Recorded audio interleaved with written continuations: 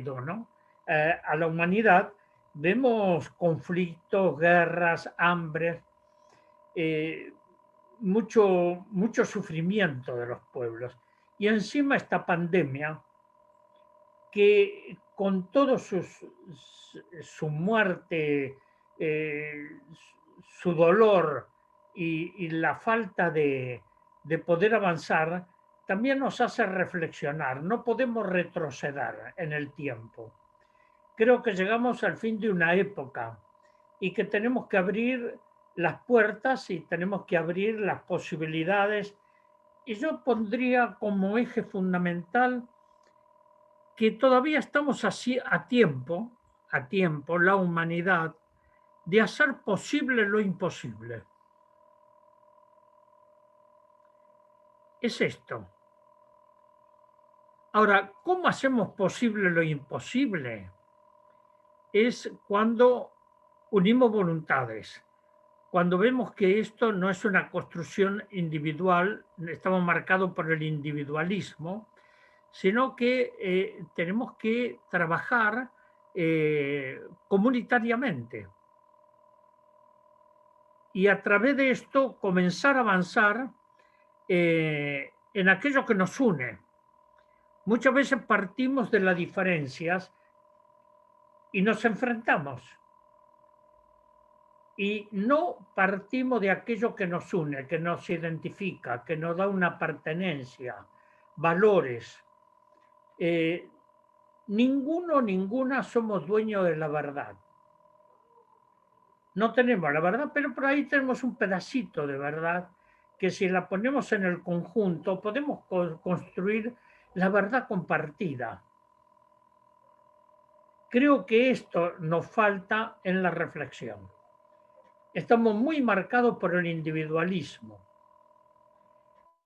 Muchas veces hablo de un amigo que no está físicamente, pero que está siempre presente, que es Eduardo Galeano, ese gran pensador y escritor del Paisito uruguayo, que Eduardo siempre hacía una pregunta, un poco en chiste, pero muy profunda.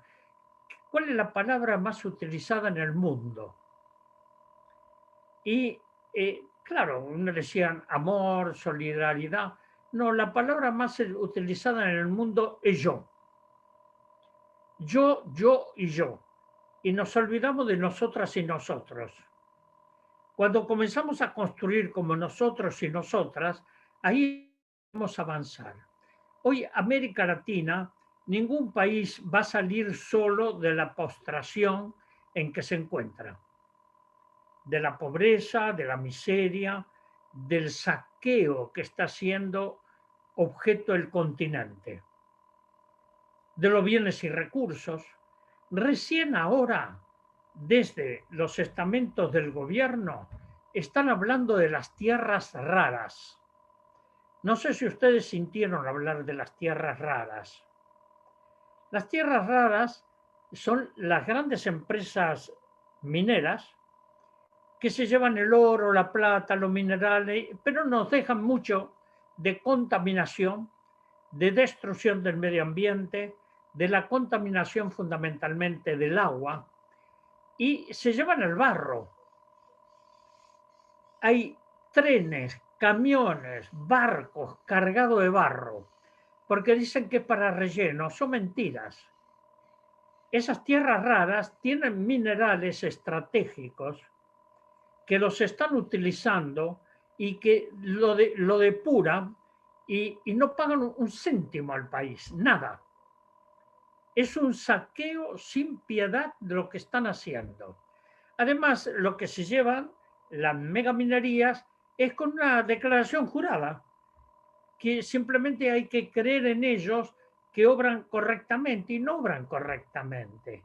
Quien puso freno a todo eso fue Evo Morales en Bolivia. Y le dijo a las empresas, miren, si ustedes quieren robar, no tienen lugar en el país, se van. Pero si ustedes quieren trabajar, se pueden quedar. Bueno, ninguna empresa se fue.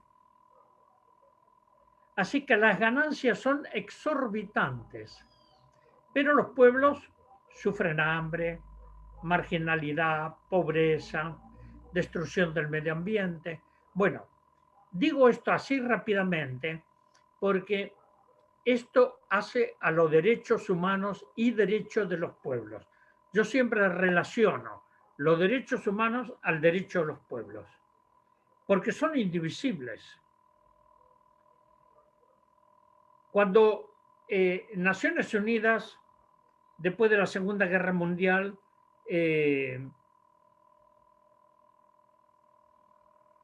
a través de un grupo muy selecto, generan la base de la Declaración Universal de los Derechos Humanos.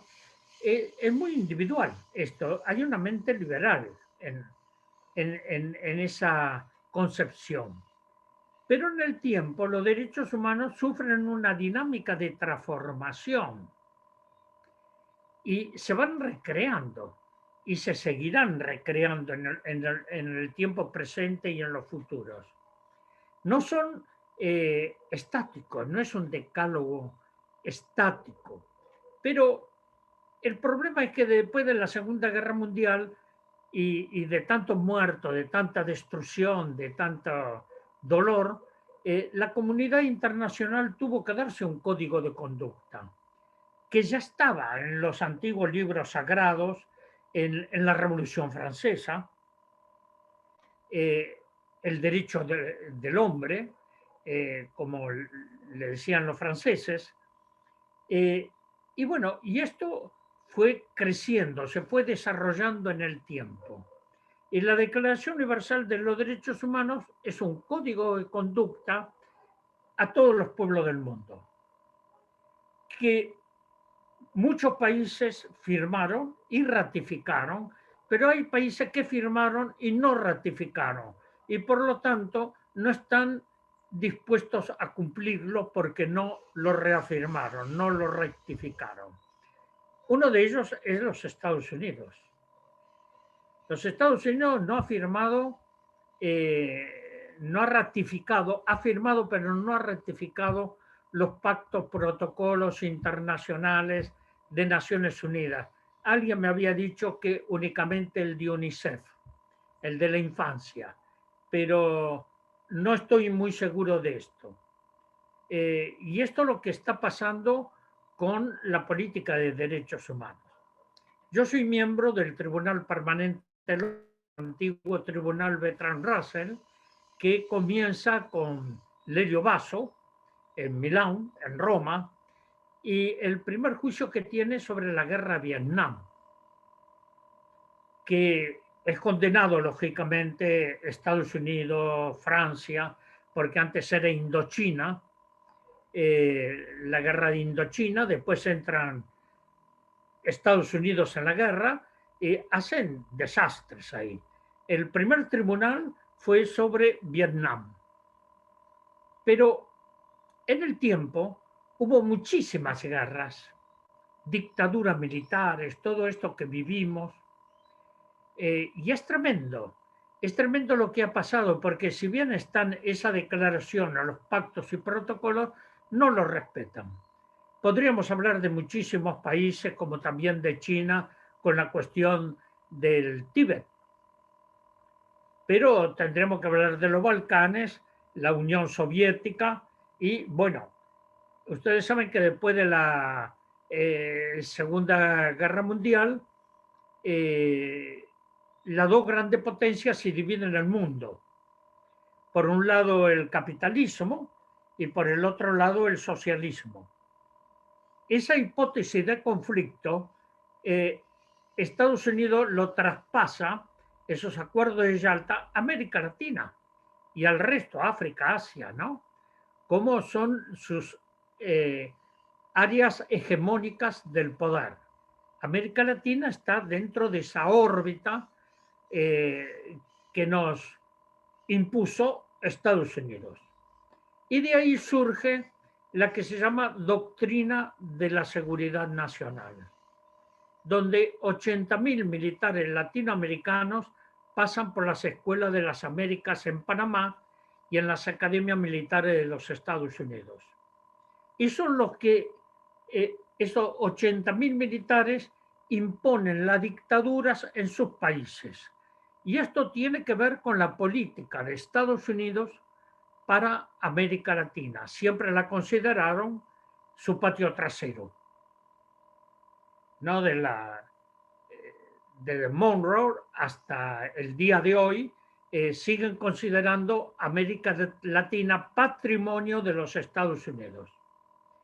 Y de ahí la dominación, imponer las dictaduras militares, invadir países, como el caso de Haití, podríamos hablar de muchísimo, la República Dominicana, el intento de invadir también la Revolución Cubana, actualmente con Venezuela, pero la imposición en todo el continente latinoamericano. Entonces, esto es para tener un marco referencial de cómo surgen las dictaduras en América Latina. No surgen porque los militares enloquecieron y comenzaron a hacer desaparecer gente, vender niños, entregarlos a otras familias. No, esto tiene toda una metodología, una estructura de dominación. Esta estructura de dominación tiene que ver con las Fuerzas Armadas al servicio de los grandes intereses económicos y, lógicamente, de la política de los Estados Unidos. Las violaciones de los derechos humanos son consecuencia de todo eso, porque lo aprendieron, las prácticas, la desaparición de personas, la dictadura argentina la aprendió del ejército francés, de la guerra de Argelia. La desaparición de los niños lo aprendieron del coronel psiquiatra Antonio Náguera de la Guerra Civil Española, un coronel del ejército franquista, que se apropiaban de los chicos, los regalaban o los vendían. Bueno, todo esto se aplica aquí en Argentina. Cuando vemos esto, que se extiende en todo el continente, la década del 70 nos marca un continente con dictaduras militares en todos los países.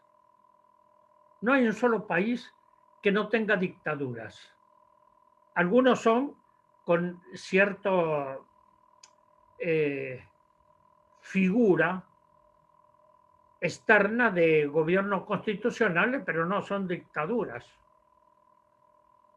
Y son todas impuestas bajo la concepción ideológica de los Estados Unidos. Yo digo que los Estados Unidos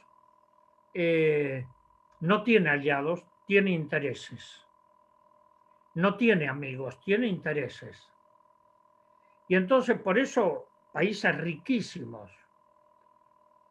de América Latina, un país riquísimo como es la Argentina, estamos tan empobrecidos, donde el 50% de los niños están en estado de pobreza, donde no hay trabajo, se llevan los recursos del país y bueno, y el pueblo ve que todo esto se va en todos los niveles y sufre hambre. Como dicen los chicos del pueblo, el hambre es un crimen. ¿Qué estoy diciendo con esto? Que tenemos que ver los derechos humanos desde su integridad. Y después de esta Declaración de Derechos Humanos de Naciones Unidas, surgen pactos, protocolos, como el caso de la infancia, las convenciones o los protocolos sobre la mujer, sobre los pueblos originarios, pero es en el año 93 en Viena, en Austria, donde participamos de la segunda conferencia mundial de Naciones Unidas en Viena. Y la verdad que fue un trabajo de muchos años de trabajar sobre el derecho de los pueblos, que ya en el año 76 en Argelia, la, el Tribunal Permanente de los Pueblos y la Liga Internacional por el Derecho y la Liberación de los Pueblos ya había sacado la Declaración Universal del Derecho de los Pueblos. Estoy hablando del año 76. En el año 93, en la reunión en Viena, recién ahí Naciones Unidas, después de un debate de 3, 4 días, asume dentro de las categorías de los derechos humanos como tercera generación el derecho de los pueblos. ¿A qué? A la soberanía, a la autodeterminación, al medio ambiente y al desarrollo. El desarrollo no como explotación, sino el desarrollo buscando un equilibrio de las relaciones humanas con la madre tierra. Por eso, la concepción de desarrollo es distinto a la explotación. Hoy tenemos un desarrollo que no es desarrollo, sino que es explotación. Podría dedicarle mucho tiempo a toda América Latina, pero lo voy a centrar en nuestro país.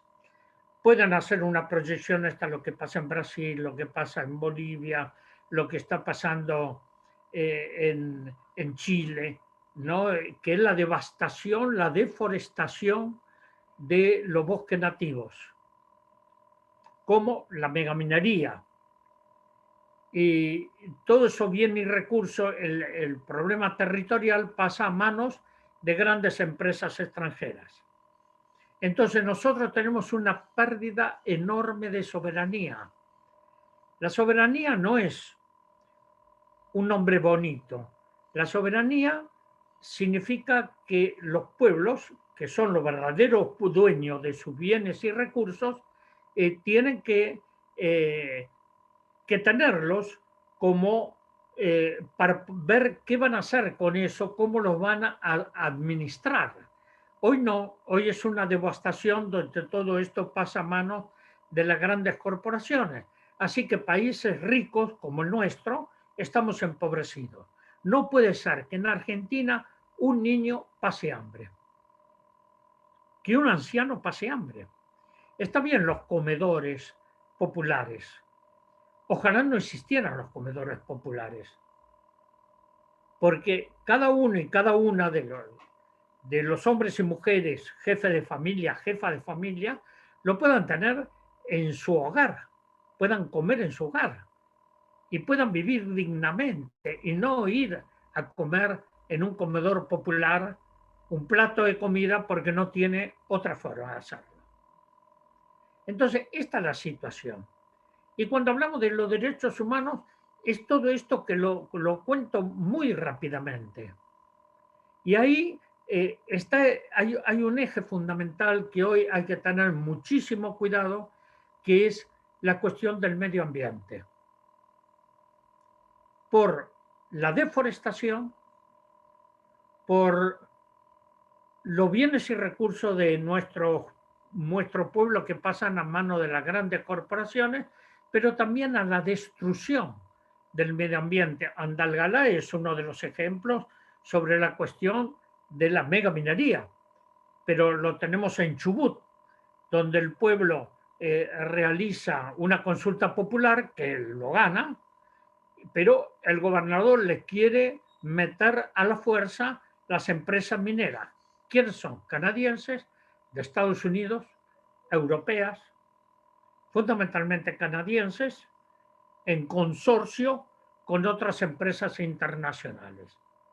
Entonces, ¿qué deja esto? Ustedes saben que para sacar los minerales, el oro y la plata, el cobre, necesitan de productos altamente contaminantes, que es el cianuro y el mercurio, y otros productos químicos que contaminan las napas de agua, y esa agua la que va a beber el pueblo, y esto lo van a beber los animales y las plantas.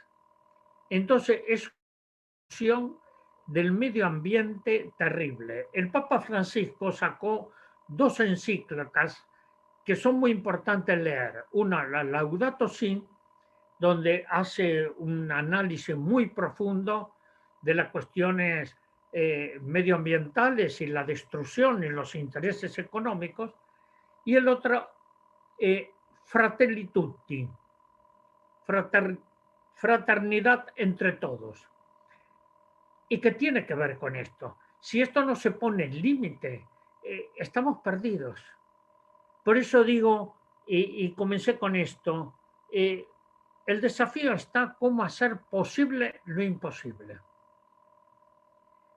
Y esto que decían, esto no es un título mío, esto lo decían los estudiantes en mayo del 68 en Francia, cuando se rebelan y dice, seamos creativos, tenemos que hacer posible lo imposible. Es una rebelión de los pueblos. Para los estudiantes se ponen de pie y exigen cambios profundos en la educación, en la forma de vida, en el pensamiento filosófico, y realmente cambian muchas cosas. Es increíble. Los estudiantes o jóvenes que comienzan a enarbolar banderas que hoy están vigentes. Es increíble cómo y hay algunos puntos que también les pido que lo piensen porque en la diplomatura los van a ir viendo eh, a través en el curso. Es el problema de los bienes y recursos.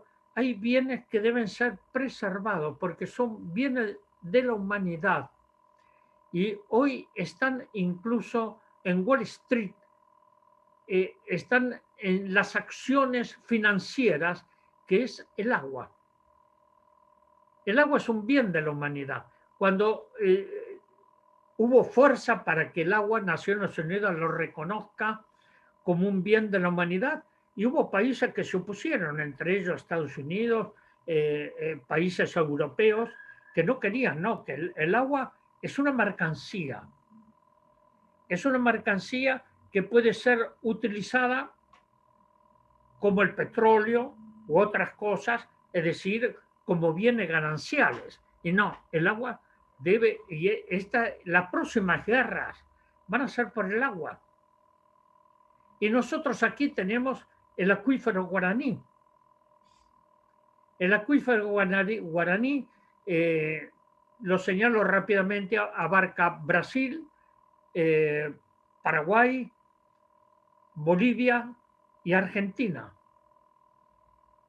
Y son las grandes reservas de agua dulce, que esperemos que esa agua no las contaminen. Pero hoy nosotros podemos vivir sin computadoras, podemos vivir sin celulares, sin dinero, sin el nefasto dólar, necesario para todos, pero nefasto, ¿no? Es el dios Moloch presente, pero no puede vivir nadie, ningún ser viviente, vegetal, animal, sin agua, menos el ser humano. No podemos vivir sin el agua. Y aquí la derrochamos. Yo tengo una experiencia, a veces lo cuento, que durante la guerra de Irak fui desde Amán, Jordania, a Bagdad, hice 2000 kilómetros de desierto, hasta Bagdad, para entregar un pequeño cargamento de agua más simbólico que real a el hospital pediátrico que fue bombardeado 10, 12 días antes de nuestra llegada a Bagdad. Increíble. Cuando entregamos ese pequeño cargamento de agua, los médicos y médicas lloraban. La gente que estaba ahí, las madres que cuidaban a sus hijos en el hospital, que lo habían bombardeado, cuidaban a sus hijos internados, era una emoción increíble. El agua es todo, es todo. Una amiga que no está físicamente, pero que el Serpag le debe muchísimo porque gracias a ella tenemos la aldea de General Rodríguez, Daniel Mitterrand, la que fue la esposa del presidente de Francia, François Mitterrand, una gran amiga. Ella por lo menos 20, 30 años de su vida la dedicó a la defensa del agua, cuando nadie hablaba del agua, cuando todos guardaban silencio. Y el agua es un derecho humano, es un derecho de los pueblos. Por eso vamos a hablar de los derechos humanos desde cómo se viola a la persona humana, lo que pasó en las dictaduras, tortura, desaparición de personas, lo que son los pactos y protocolos.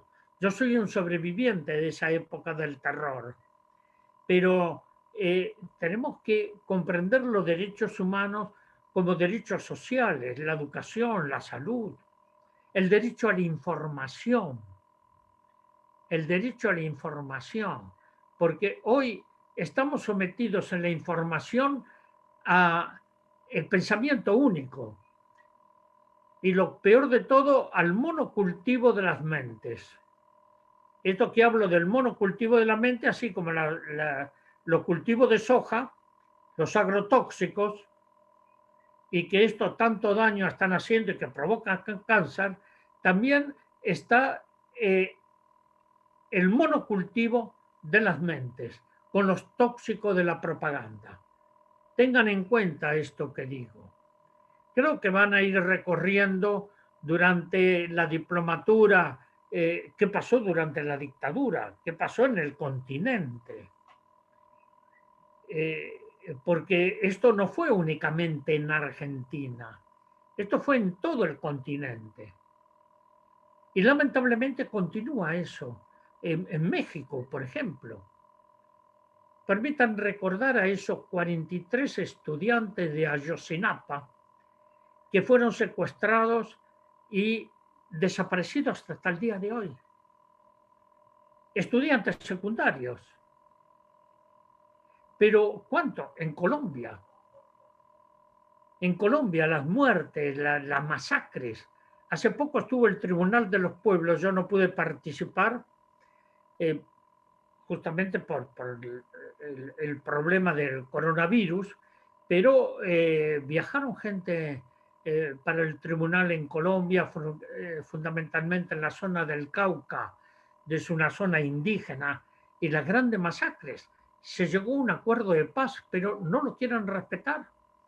Y están matando a los exguerrilleros de la FARC día a día, como lo hicieron en otro momento con el M-19. Entonces, hoy, si bien dice que tenemos democracias en América Latina, esto no es así. Voy a entrar en otro tema, porque esto, los pactos y protocolos, ustedes lo van a ir viendo en el curso. Pero quiero marcar algunos ejes para que lo tengan en cuenta. Después de la dictadura militares, hay un hecho que hace poco lo recordamos con mucha emoción, con mucho dolor, que es la guerra de Malvinas. La guerra de las Islas Malvinas. Yo estaba en Washington en ese momento, estábamos haciendo con el grupo de los 12 una acción por la paz, otro país en guerra, en El Salvador. Ahí ya habían matado a los jesuitas y a Monseñor Oscar Romero, el 24 de marzo del año 80. Y nosotros fuimos para apoyar al exilio salvadoreño. Y ahí, el 30 de marzo, aquí en Argentina se provoca un hecho que era un detonante muy fuerte, que fue las grandes movilizaciones del movimiento obrero, la CGT. Las distintas organizaciones sociales se levantan contra la dictadura, es reprimida violentamente, van presos. Quiero recordar al dirigente de la CGT, Saúl Ubaldini, y mi hijo también va preso junto con Saúl Ubaldini a la cárcel de Villa Devoto, mi hijo mayor, Leonardo. El 30, los militares aceleran la guerra de Malvinas y el 2 de abril se lanzan para tomar las Islas Malvinas. La toman porque las Islas Malvinas estaban desprovistos de un ejército. Hoy hay una base militar enorme en Malvinas, pero en ese entonces no, aunque había negociaciones con el Reino Unido para la cuestión de la soberanía, pero a los militares no les interesaba tanto las Islas Malvinas, sino consolidar su frente interno para evitar justamente la rebelión del pueblo. Porque en la doctrina de seguridad nacional dice que frente a un conflicto interno hay que buscar un enemigo externo. Y para eso es necesario buscarlo. Nosotros en ese momento nos equivocamos. Pensamos que la guerra iba a ser con Chile. Pero no, fue la toma de Malvinas. Sería largo contar, simplemente lo quiero señalar. Regreso de Washington. Por primera vez me recibe un ministro de la dictadura militar, el canciller Nicanor Costa Mende, en el Palacio San Martín. Yo no solo había estado en Washington, había estado en Naciones Unidas en Nueva York, y regreso al país, me tomo el primer avión y regreso. Y Naciones Unidas sacó una resolución, la resolución 502. Esta resolución 502, le digo al canciller, mire, retire las tropas, dejen un destacamento que entre el destacamento de los cascos azules de Naciones que va a enviar Naciones Unidas y negocien con Gran Bretaña. Bueno, le cuento esto porque lo que le voy a contar es textual. Lo que me dice el canciller Nicanor Costa Méndez. Me dice, mire, Pérez Esquivel, esto se nos escapó de las manos. No tenemos ya control porque los comandantes no piensan en un comando conjunto. Yo ahí enseguida vi que la guerra estaba perdida. Lamentablemente fue eso. Eso costó vidas de los jóvenes soldados que volvieron con la derrota encima, desesperados, que no los atendieron, que nosotros como el SARPAG y otras organizaciones tuvimos que ayudarle primero para la atención médica y después para poder ayudarlos a regresar a su provincia porque no tenían un peso. Eso fue la consecuencia de las Islas Malvinas. Que esto sigue hasta el día de hoy. Porque Gran Bretaña está sentando sus reales en las Islas Malvinas para tener acceso a la Antártida. Y los recursos en el Museo de Malvinas, que nosotros estuvimos con la Comisión Provincial, hay un mapa en el museo donde está marcado el perímetro en rojo del área que pretende Gran Bretaña, entre ellos parte de Tierra del Fuego y triangular donde quedarían las bases antárticas argentinas, comprendidas dentro de esa pretensión de Gran Bretaña. Y por eso tiene esa gran base militar en las Islas Malvinas.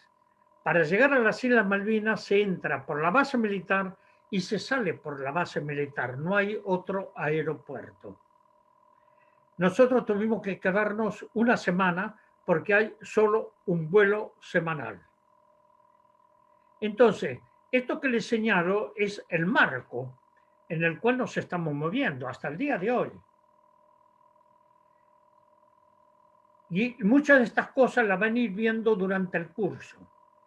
Pero voy a entrar en otro eje, que es ahora. ¿Qué pasa hoy con la política de derechos humanos, con las democracias?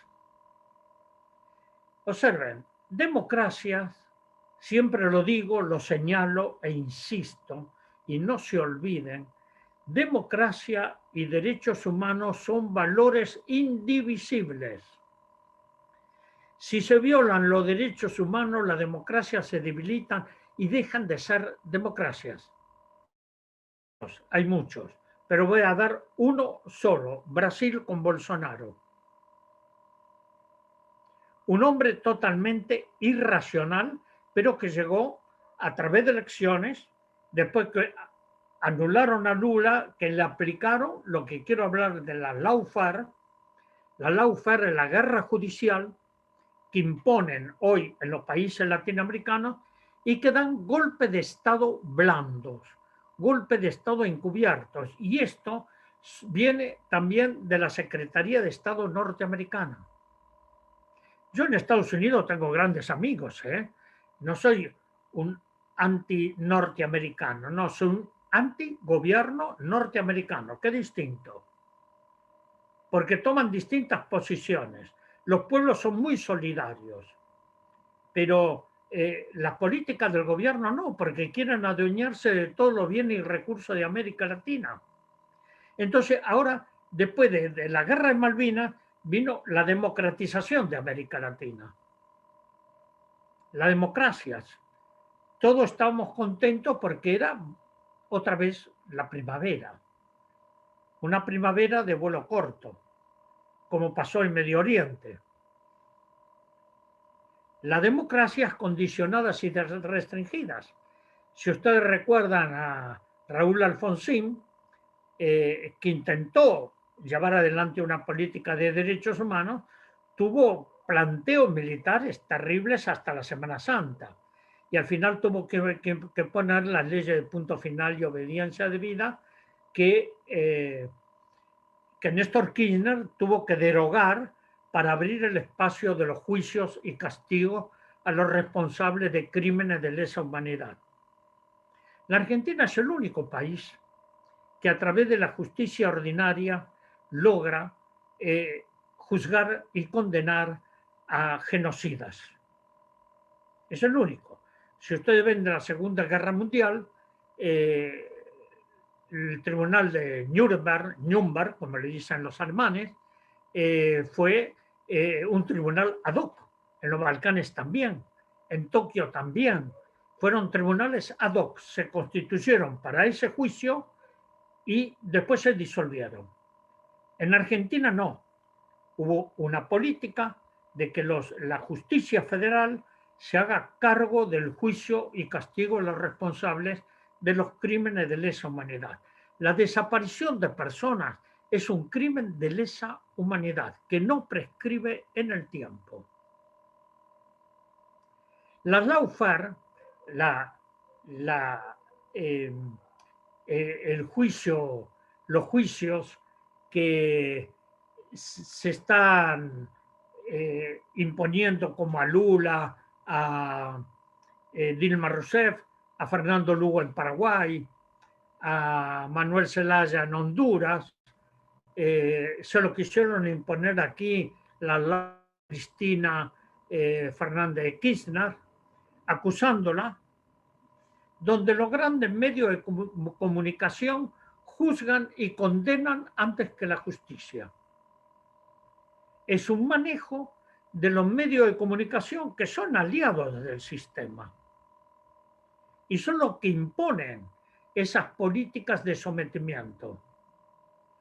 Así que hay que estar muy atentos que no nos impongan el pensamiento único y lo que dije antes, el monocultivo de las mentes. Porque esto es fatal. La lawfare, la guerra judicial, se va extendiendo. Y se va a Rafael Correa en el Ecuador. Y entonces, con esto quieren neutralizar a los gobiernos progresistas, a los gobiernos que realmente tengan en cuenta la necesidad del pueblo. Pasó con Evo Morales en Bolivia, que le aplicaron todo esto con el consentimiento y la complicidad de la OEA, del secretario general de la OEA, Luis Almagro. Cuando lo acusan de un fraude, que no hubo fraude, actualmente lo comprobaron, la justicia lo reafirma que no hubo fraude, pero esto llevó a un golpe de Estado contra Evo Morales. Entonces, señalo esto en la Lawfare.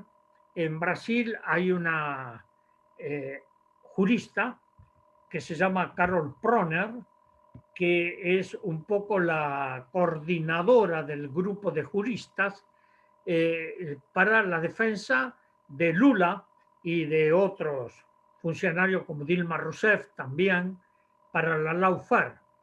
Y actualmente se puso en evidencia que Sergio Moro, el juez que condena a Lula, en realidad estaba viajando todos los meses a Estados Unidos a recibir instrucciones. Esto pone muy en evidencia cuál es el mecanismo. Si queremos trabajar y luchar por los derechos humanos, primero tenemos que tener en cuenta es el fortalecimiento democrático. Es la acción conjunta, no dejarnos llevar por estas cosas que son tremendas y que tenemos que estar muy atentos, como es la acción. Ustedes se acuerdan del 27 de febrero en Plaza de Mayo, la reunión que hubo de la oposición al gobierno, que colgaron bolsas mortuorias simbolizando funcionarios del gobierno y de organismos de derechos humanos en las bolsas mortuorias. Eso es, habría que hacerles un juicio por incitación a la violencia. No sé si está en marcha eso. Yo no tengo en este momento conocimiento por ahí. Mariana nos puede clarificar un poco si están llevando adelante, porque eso es grave, porque nos están poniendo como elementos de muerte en lugar de el fortalecimiento de una democracia que debe ser de unidad en la diversidad para recrear la vida y unirnos. También aquí se destruyeron organizaciones durante la época de Macri, importantísima, como es no solo la UNASUR, la CELAC, el Mercosur. Es decir, los acuerdos regionales que son tan importantes de llegar a fortalecerlos regionalmente, no, lo destruyeron.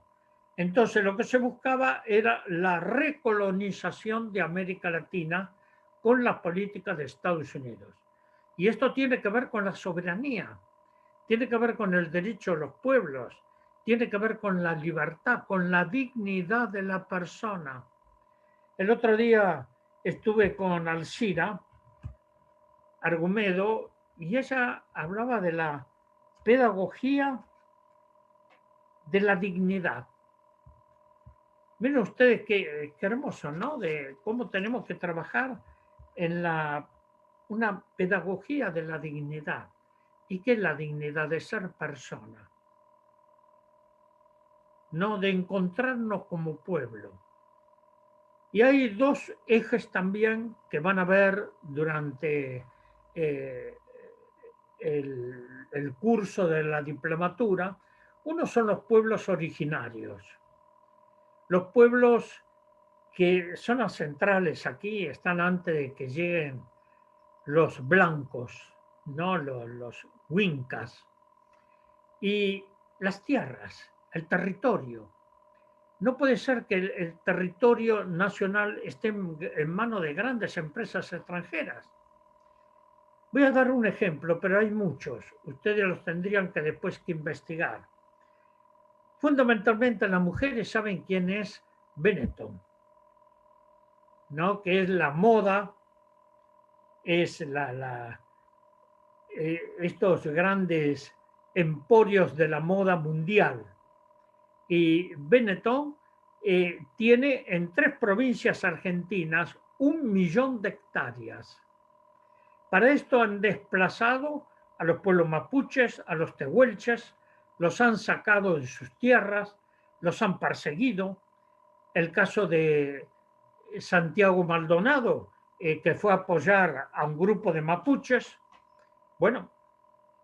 murió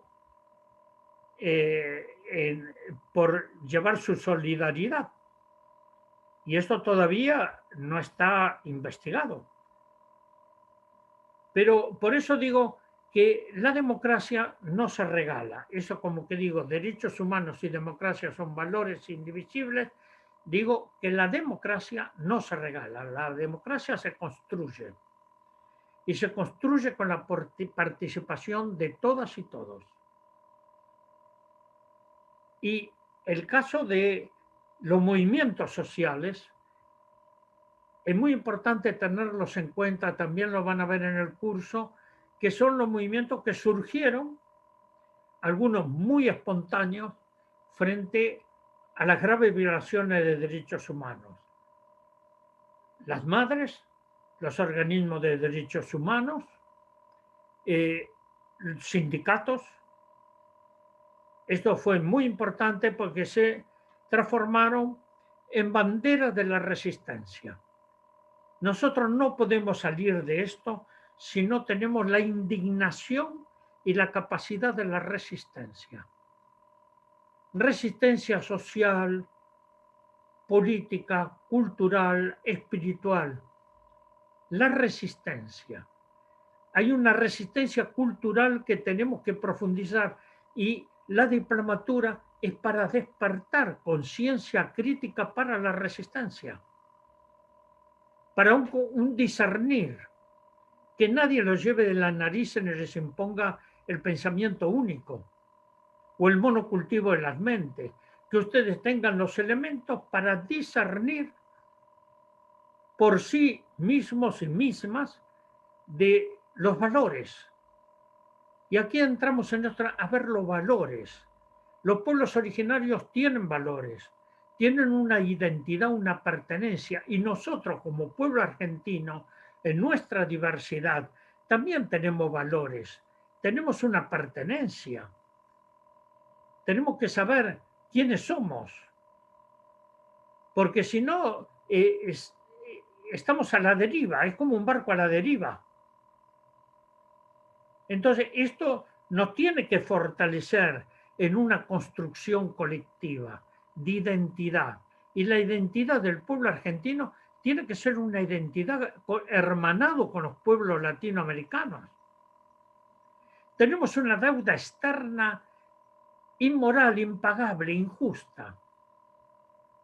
Se había pagado al Fondo Monetario Internacional, pero Macri nos zambulló nuevamente en una deuda externa que es impagable. El mismo presidente lo acaba de decir, es impagable. Y nosotros lo que hemos pedido al gobierno es una auditoría para determinar la deuda legítima de la deuda ilegítima. Hay una deuda legítima que sí que tenemos que pagar, pero hay una deuda ilegítima porque todavía no sabemos dónde fueron los millones y millones de dólares que le entregaron al gobierno de Macri. ¿Dónde fue a parar esos miles de millones? Pero no fueron al pueblo, porque ha aumentado la pobreza, ha aumentado la marginalidad. No se invirtió esto en la capacidad productiva del país para engrandecer el país. Se han cerrado las puertas a la integración regional, a la integración latinoamericana. Y esto, la lawfare, estos golpes que se van dando en el continente, es justamente para controlar a gobiernos populares. Entonces hablan del populismo. Creo que tiene que ser, todo gobierno tiene que ser popular, tiene que tener una mirada en el pueblo, tiene que tener una mirada profunda en el pueblo para saber por dónde ir. No puede estar indefenso. Y los pueblos tienen que resistir. Y los derechos humanos es la capacidad de resistencia, no es para calmar el dolor ajeno o nuestro dolor. No, los derechos humanos es una transformación social, política y espiritual de los pueblos. Es una revolución de las conciencias. Esto es los derechos humanos. Comprendan los derechos humanos como una revolución de las conciencias en el fortalecimiento de las instituciones democráticas. Lo que le pasa a los demás nos está pasando a nosotros. No podemos ser indiferentes. Lo que le pasa a nuestro vecino también nos está pasando a nosotros y a nosotras. Entonces tenemos que estar pensando desde otra perspectiva qué son los derechos humanos en su integridad. Van a ver los pactos, protocolos internacionales, las convenciones, lo que la OIT, la Organización Mundial del Trabajo, habla sobre el convenio 169 del derecho de los pueblos originarios, que aquí no se respetan en Argentina. Entonces, ¿cuál es el Estado de Derecho? ¿Cuál es el derecho de cada ciudadano y ciudadana? Entonces, lo que buscamos en la política de derechos humanos, que estas violaciones se vayan corrigiendo. Con la Comisión Provincial por la Memoria, de la cual soy presidente también, hacemos el monitoreo con el Comité contra la Tortura. Y estamos en cárceles y comisarías.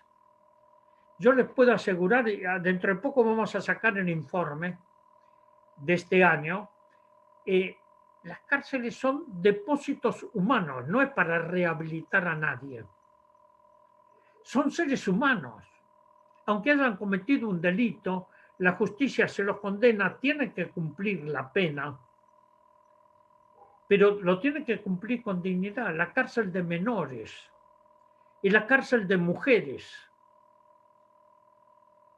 Creo que son seres humanos que deben ser tratados con dignidad. Por eso me interesa tanto esto que dijo Alcira el otro día, la pedagogía de la dignidad. Esa pedagogía de la dignidad humana. Qué extraordinario que es esto. En pocas palabras nos está dando un montón de elementos para poder comprender las cosas y ver qué camino tomar. Y tenemos dificultades, claro que las tenemos, pero no hay que desesperar porque en toda esta resistencia hay muchos signos de esperanza. Y para ir cerrando ya, voy a hablar de un poco de esos signos de esperanza. Hablé de los movimientos de derechos humanos, de la resistencia de madres, abuelas, organismos de derechos humanos, pero también este emergente tremendo que son los pueblos originarios. Los pueblos originarios que comienzan a recuperar la palabra, comienzan a recuperar su identidad, sus valores, y esto tendría que estar en la educación pública. Porque no se habla en la educación pública sobre los pueblos originarios. No se habla en la educación pública sobre lo que pasa en América Latina, sobre la cultura de los escritores, pintores, poetas, músicos. No se habla. Es decir, nos mantienen en una ignorancia cultural total. Entonces tenemos que abrir las puertas y ventanas. Y por último, hay un movimiento que hay que estar muy atentos. Y hablo muchas veces de los ríos subterráneos, ese que no los vemos, caminamos por arriba, pero esos ríos subterráneos tienen un caudal tremendo, una fuerza, una energía que en un momento determinado salen a la superficie, estallan. Y ese es el movimiento de mujeres. Se da no solo en Argentina, se da en América Latina y se da a escala mundial, donde la mujer comienza a asumir otros roles que antes no le estaban permitidos por las culturas machistas, las civilizaciones machistas, que les imponían determinados comportamientos. Miren, por último les voy a contar esto. Mi señora, Amanda, es música, es compositora, y acaba de hacer una ópera que se llama La mujer sin nombre. ¿Quién era la mujer sin nombre? Me llamó mucho la atención esto, la mujer sin nombre. Era una esclava negra que el amo la alquila, no la vende, la alquila, al Teatro La Ranchería, que es el primer teatro que estaba en Plaza de Mayo. Y ahí, ¿para qué la alquila? Porque ustedes saben que en esa época las mujeres no podían ni cantar ni actuar, menos ser actriz en un teatro. Pero una esclava no la consideraban mujer. Entonces, esa esclava, sí, por ser esclava, la alquilan y entonces actúa en el teatro como actriz. Pero ¿cuál es? Se enamora de uno de los compañeros del teatro y buscan su libertad. En esa época hay un país que se libera de las tropas napoleónicas, que es Haití. En ese entonces, República Dominicana, no la llamaban Dominicana, no era ni siquiera república. Y entonces toda la historia, no la voy a contar, pero es cómo huyen, después se desata el drama, para ir a la tierra de la libertad. Y es la rebelión de los esclavos en Haití contra las fuerzas napoleónicas. Napoleón ahí es derrotado en Haití. Pero todos se acuerdan que Napoleón fue derrotado en Waterloo.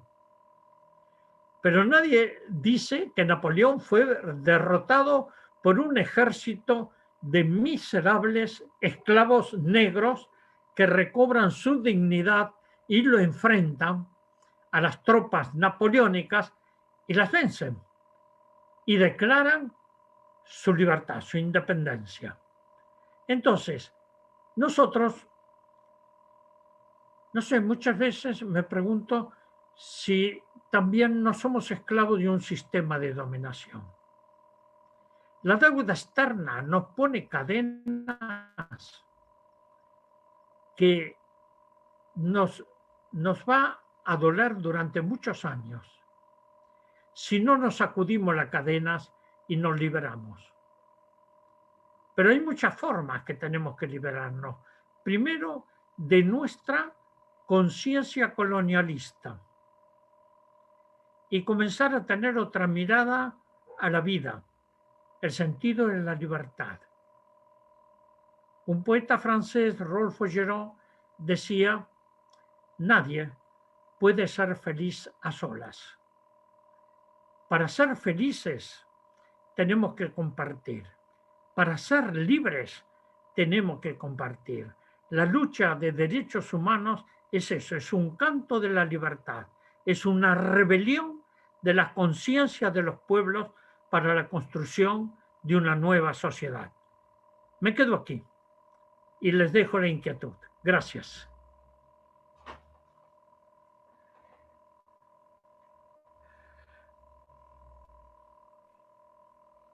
Gracias, Adolfo. Muy, muy claro toda tu mirada y que, bueno, y abrió las puertas para el recorrido a esta diplomatura, ¿no? Comenzó hablando de los derechos humanos y los principios filosóficos y políticos. También habló de la construcción para la paz, que son módulos que se van a ir viendo en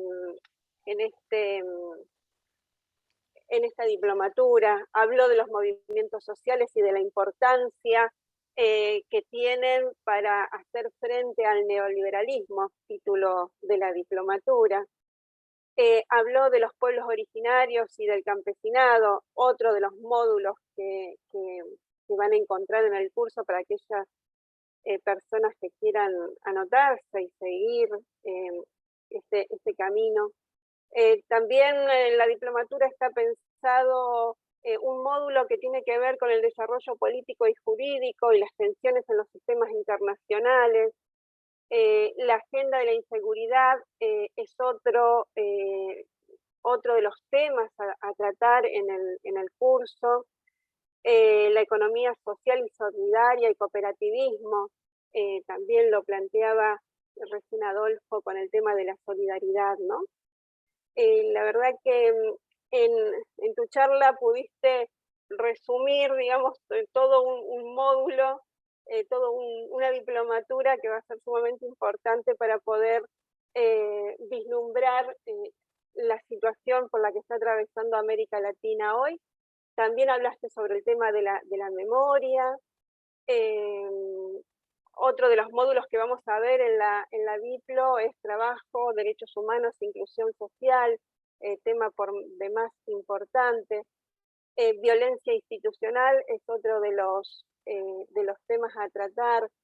Recién hablabas esto de los ríos subterráneos y de los movimientos, y hablabas del movimiento de mujeres. Feminismo también es otro de los módulos que se van a encontrar en esto de la diplomatura.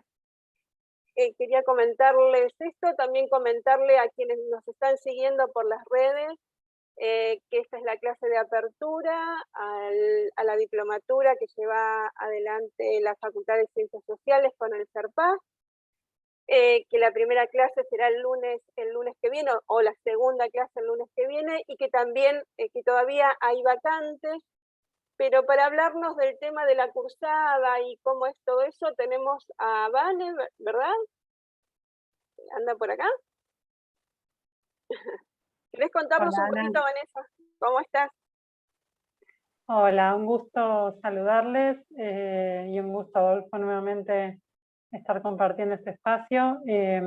Bueno, yo soy una de las tutoras y les contamos que durante la diplomatura el año pasado fuimos construyendo una metodología de trabajo que intentó, por supuesto, el acompañamiento y este tipo de clases sincrónicas donde nos permiten esta espontaneidad y por ahí un intercambio entre todos y todas, y también clases que sean asincrónicas, es decir, clases escritas, videos, recursos pedagógicos que permitan sostener una cursada en las condiciones actuales de pandemia, donde en una misma casa quizás hay un celular o una computadora para compartir entre varias, y todos tienen clases virtuales.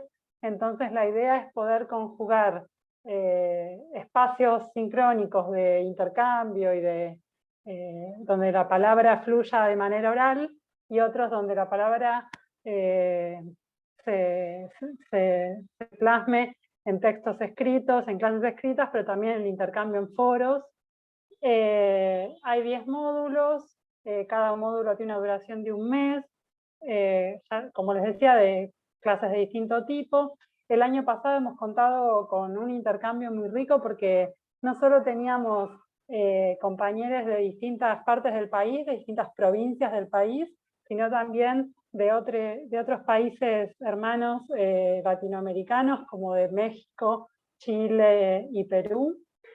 Con lo cual la cursada se vio enriquecida también por estas trayectorias de vida, de experiencias y también de militancias en territorios diferentes, que es lo que nutre cada uno de los temas, ¿no? Estas experiencias que cada uno puede traer de su trabajo cotidiano. La idea justamente del trabajo final de aprobación de la diplomatura es trabajar sobre, analizar con los contenidos conceptuales experiencias concretas de lucha, de resistencia y de defensa frente a vulneración de derechos humanos. Esa es la propuesta de trabajo, donde el año pasado hemos tenido un alto índice no solo de personas que han podido sostener la cursada a lo largo de todo el año, sino también de aprobación, con lo cual es una enorme satisfacción que estamos expidiendo certificados de la diplomatura a muchos cursantes. O sea, la mayoría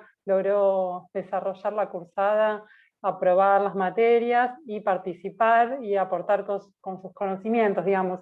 Como es un espacio de educación que está formalizado, también nos interesa esa continuidad y que también se puedan acreditar conocimientos, porque es parte de la batalla cultural, digamos. todos los saberes, todos los conocimientos que construimos, digamos, en nuestras experiencias de vida, los que vamos a construir juntos en la diplomatura, estas experiencias que nos comparte Adolfo, que tiene un enorme bagaje de construcciones colectivas, esas también son conocimientos que tienen un lugar en el conocimiento y tienen que tener un lugar en la construcción de conocimiento científico, en la construcción de conocimiento válido, en la construcción de pensamiento crítico, y entonces esto es también una disputa más, la acreditación de este tipo y la institucionalización de este tipo de procesos de educación.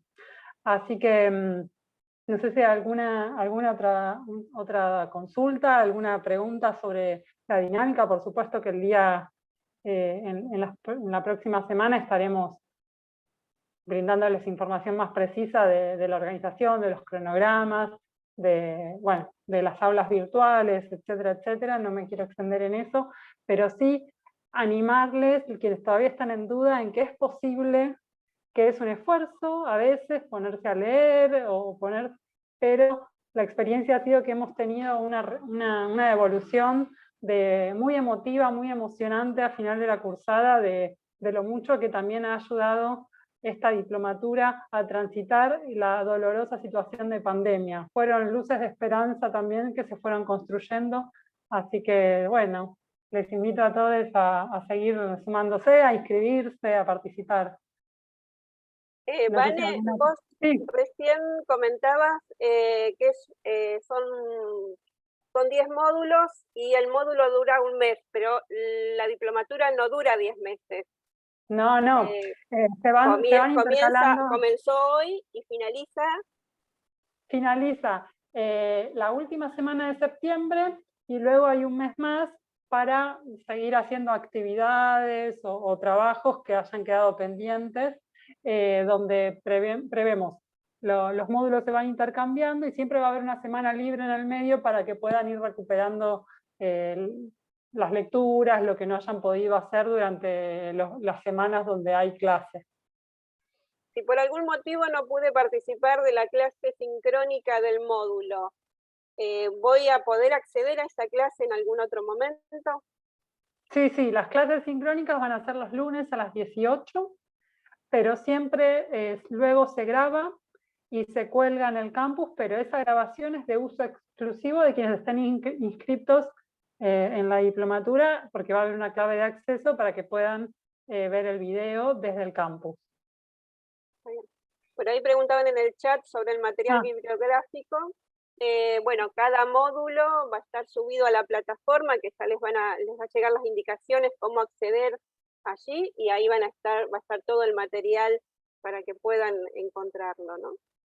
Sí, vamos a ir enviando el material organizadamente, clase por clase, módulo por módulo, y siempre va a haber una bibliografía de base, donde vas a dar un encuadre general, y luego alguna bibliografía para quienes quieran profundizar en algún tema, ¿no? Bueno, creo que no hay más preguntas. Alejandro, no sé si estás con micrófono y podés hablar. Para quien no se haya anotado todavía, ¿qué tiene que hacer? Hola, buenas tardes a todos. Bueno, yo voy a oficiar como coordinador administrativo y quien todavía no se inscribió, lo que puede hacer es, ahí Ana colgó la dirección de diplomaturas, que es diplomaturas@sociales.ua.ar. Ahí pueden escribir, llenar el formulario de preinscripción, y una vez que está el formulario, yo en persona me contacto con ustedes y los voy guiando en el proceso para finalizar la inscripción y poder ser parte de la diplomatura. Dejo también mi mail por acá, lo cuelgo por si tienen alguna otra consulta más personal sobre el ámbito administrativo de la diplomatura, que es acandia@sociales.uba.ar. Y con respecto a lo que decías, Van, esta cohorte también va a estar enriquecida por hermanos latinoamericanos, porque tenemos compañeras de Colombia, tenemos de Chile, tenemos de Perú, así que bueno, va a ser un lindo debate en el proceso. Bueno. convocarles a animarse, a desafiarse y a compartir con nosotros esta experiencia, y bueno, con Adolfo, por supuesto, y todo el equipo docente. Va a ser un Anita. placer, sí, va a ser un placer que podamos compartir con ustedes, ¿no? La experiencia. Sonia, ¿estabas por ahí? Anita, bueno, sí. Yo soy mamá también, además de coordinadora con Anita, así que un saludo, gracias por todo, les esperamos. La veo a Carolina, si te parece le pasamos el saludo final a la decana. Nada, como siempre, agradecerle a Adolfo, es un gusto escucharte una y cada vez, en cada clase, en cada conferencia, en cada charla. Es un honor y un orgullo para nuestra facultad tenerte de profesor, tanto en el grado como, bueno, ahora en este curso de diplomatura. De nuevo, agradecer al CERPAG, a todas las compañeras y compañeros para la facultad, insisto, es una apuesta política y académica, hacerlo conjuntamente porque compartimos los presupuestos que, bueno, acá ya marcó Adolfo y las chicas construimos conocimiento, incluimos saberes, no creemos que el saber científico es el único saber y es importante hoy más que nunca por todo lo que nos acaba de compartir Adolfo, es importantísimo sumar esos otros saberes de otros, de otras, así que bienvenidos y bienvenidas a esta diplomatura. Seguro va a ser una linda cursada, también como decía Alejandro, enriquecida con presencias de distintos países, y bueno, acá está la facultad para brindar un poco la posibilidad de que esto se realice en un marco institucional y académico, que también es importante. Así que hay que agradecerte, Adolfo, siempre, con todo mi corazoncito, y a todo el equipo, y por supuesto a no solo las compañeras y compañeros del CERPAG, sino también a todos los profesores y profesoras de la Facultad de Ciencias Sociales, que también están participando en cada uno de los módulos y que van a estar ahí también aportando sus trayectorias, sus experiencias desde la docencia y la investigación.